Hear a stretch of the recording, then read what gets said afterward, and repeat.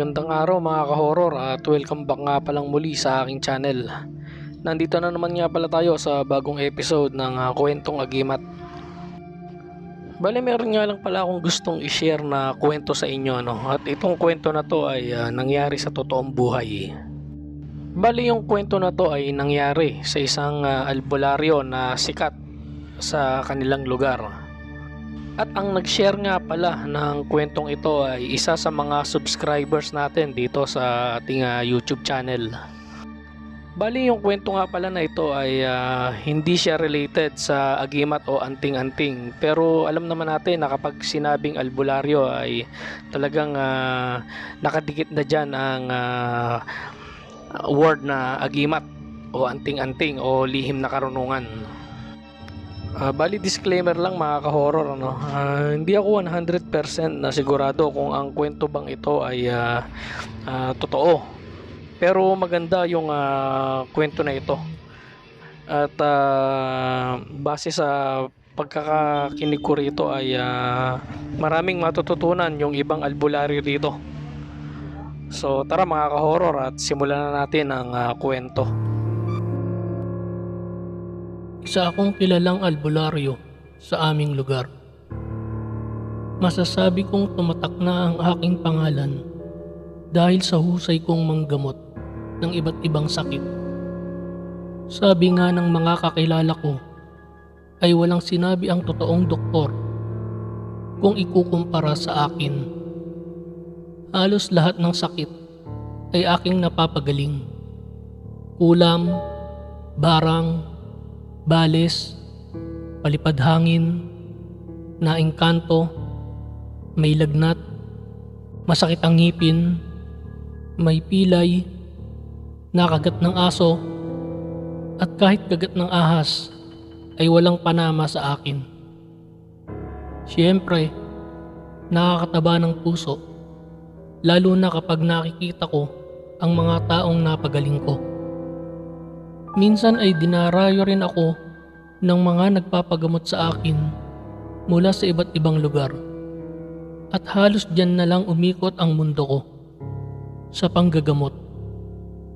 Ngunit sa kabila ng aking kakayahan, ay di ko akalain na sa pagiging albularyo ko rin mararanasan ang pinakamapait na pangyayari sa aking pamilya. Tawagin niya na lang akong si Amba Ramon, 52 years old, nakatira sa isang bayan sa Pampanga.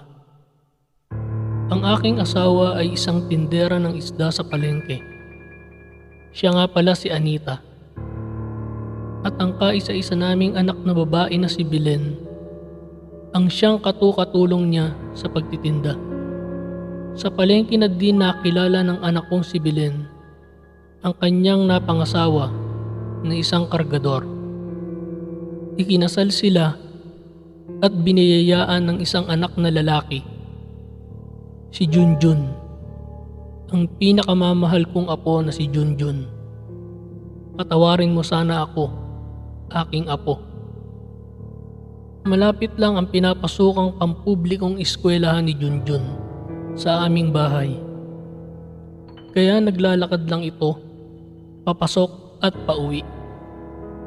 Grade 3 siya ng mga panahong yon. Isang hapon, matamlay na umuwi ang aking apo galing sa eskwela. Sakto naman at katatapos ko lang tumingin ng mga pasyente nung araw na yon. Kaya naistima ko ng maayos ang aking apo. Tinanong ko siya kung bakit siya matamlay. Sumagot lang siya na masakit ang ulo niya. Siguro ay dahil naglakad siya sa initan habang papauwi. Ipinaggayak ko ng kape at tinapay si Junjun at sinabi kong magmeryenda muna siya bago magpahinga. At sumunod naman ito. Ilang sandali pa, habang namamahinga si Junjun, ay dumating na ang asawa ko at ang anak ko galing palengke. Naikwento ko sa kanila na masama ang pakiramdam ni Junjun at hayaan na lang muna nilang magpahinga. Hindi na rin namin ginising ang bata para kumain ng hapunan. Kinabukasan, maaga akong ginising ni Belen at agad na pinapunta sa kwarto nila. May kakaiba kasi kay Junjun. Namumula ang mata nito at may parang mga butlig na tumubo sa katawan niya.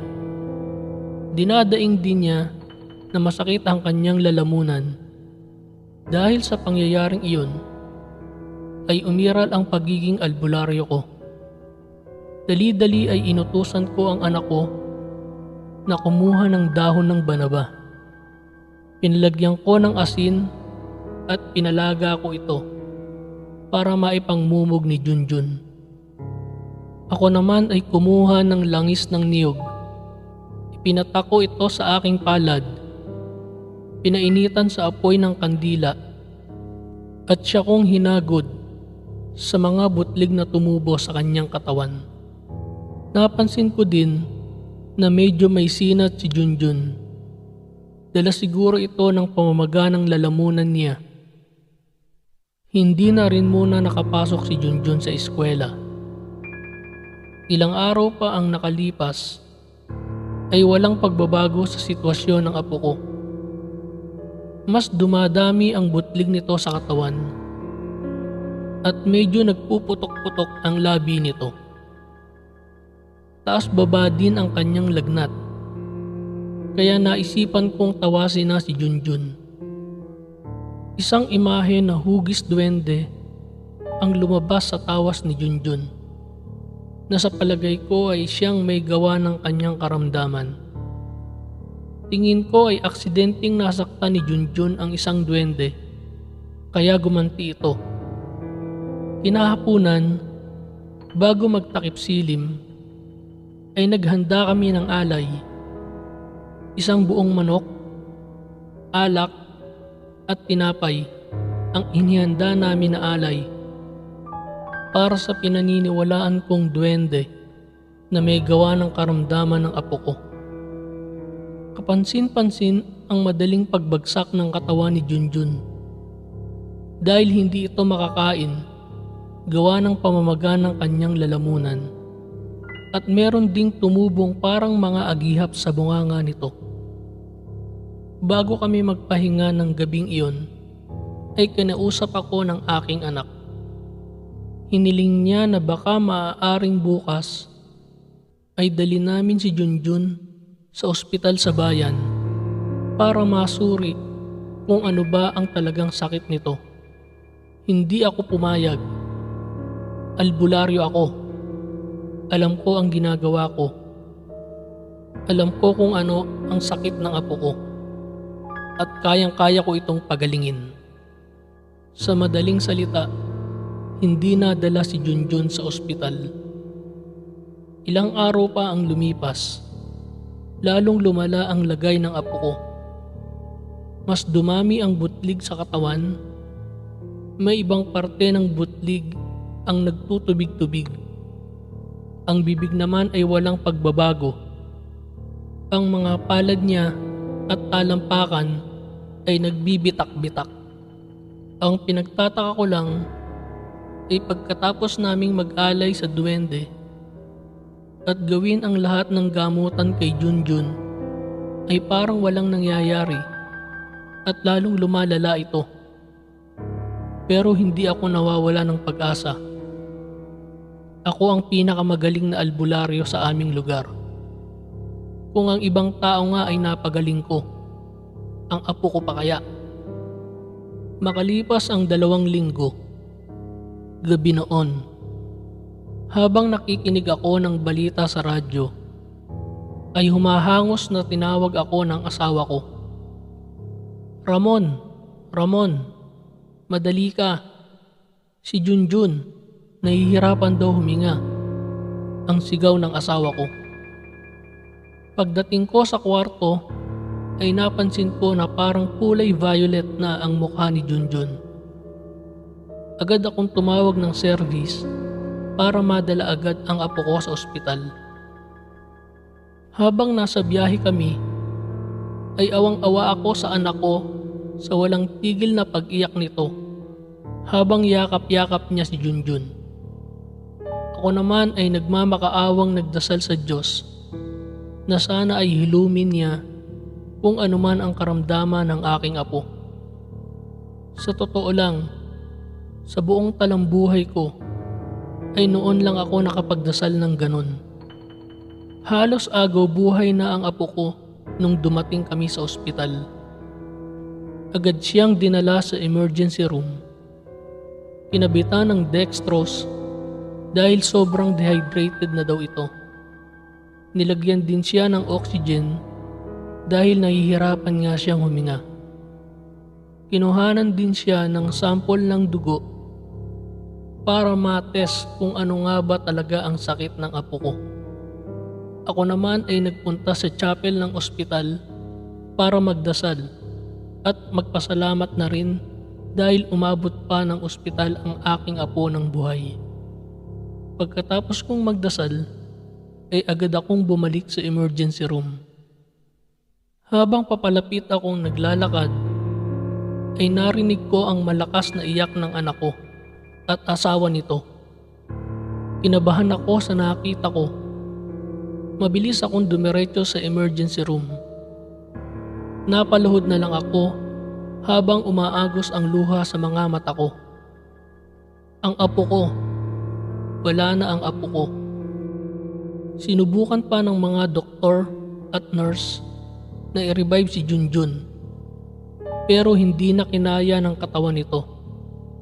Magkahalong awa at pagsisisi ang naramdaman ko ng mga oras na yon. Nilapitan ko ang anak kong si Belen para humingi ng tawad. Ngunit hindi pa ako nakakapagsalita ay pasigaw niyang sinabi sa akin na, "Umalis ka sa harap ko. Kasalanan mo kung bakit namatay ang apo mo."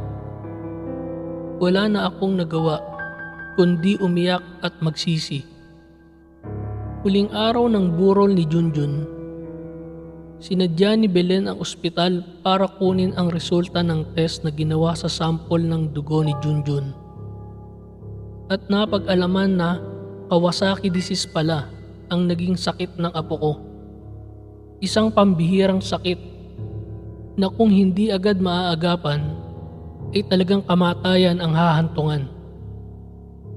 Kung pumayag lang sana ako sa anak kong si Belen na dalhin namin si Junjun sa ospital nung gabing kinausap niya ako, at kung ibinaba ko lang sana ang pride ko, di sana hanggang ngayon ay buhay pa ang apo ko.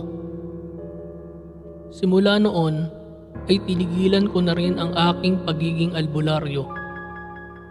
Nawala na rin ako ng gana sa buhay. Walang araw na hindi ko pinagsisihan ang nangyari sa aking apo. Mahal na mahal kita, Junjun. Sana mapatawad mo ako. Hanggang